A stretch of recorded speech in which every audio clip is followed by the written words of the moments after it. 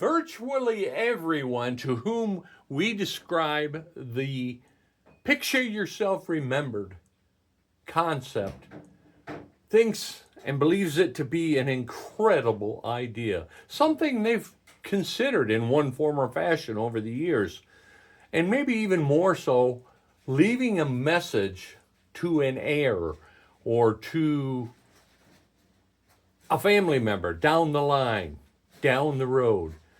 And unfortunately, maybe in a heated situation, like with the current day Iranian conflict going on in the Middle East, 6 American soldiers being killed, may have thought of this within seconds or minutes of their unfortunate demise. But on the lighter note, people just going through life. Listen to this. Check this out. I think you'll like it too. For joining us here on Featured, we hope to inspire or simply make you smile with uplifting stories across the country. All right, let's start off with a message in a bottle. It was found more than 80 years after it was sent out, but the bottle didn't wash ashore. It was found deeply rooted in the woods in Washington. Eric Wilkinson shows us how the discovery reunited a family across generations. Another portrait of Granddaddy. Tom Larson has no memories of his grandfather, only keepsakes. Carl Larson died the year Tom was born. So Granddad was up doing the Elkhorn Highway. Too old to enlist in World War II, in 1943, Carl Larson volunteered to help build the Alcan Highway, a military support line between Canada and Alaska. That's about all anybody knew.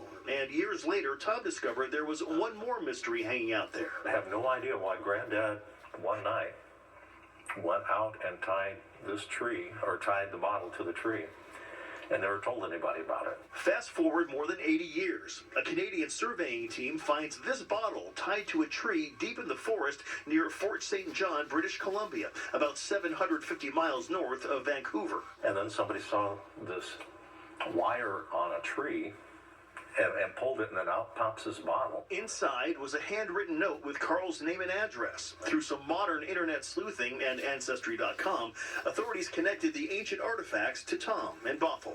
So we've put it into a box. Tom placed the bottle on display at his home. He's never opened it for fear of damaging the letter. He's only seen photos. Until now. With the pop of a rusty bottle cap, the nearly century-old family mystery is unsealed. The message delicately extracted. You can see that it's ripped here. Tom seeing his grandfather's handwriting in person for the very first time. It's a lot clearer than I expected it. The note inside the bottle simply gives the grandfather's name, address, and request for whoever finds the bottle to write him. So I don't know if it was an act of desperation, or was it an act of faith that says, one of my relatives will eventually find us someday. A discovery that's more than a needle in a haystack. It's a bottle in a forest, one that 30,067 days later inspires another generation. So maybe I should go in the backyard and put a bottle on a tree and see if 80 years later somebody will mail it to somebody in the Larson family.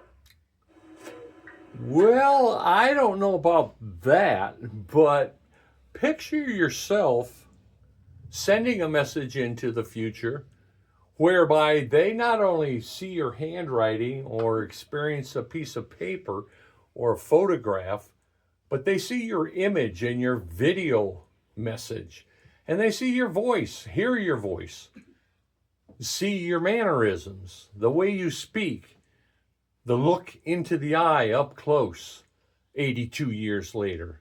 Think about it. Picture yourself remembered with digital time capsules.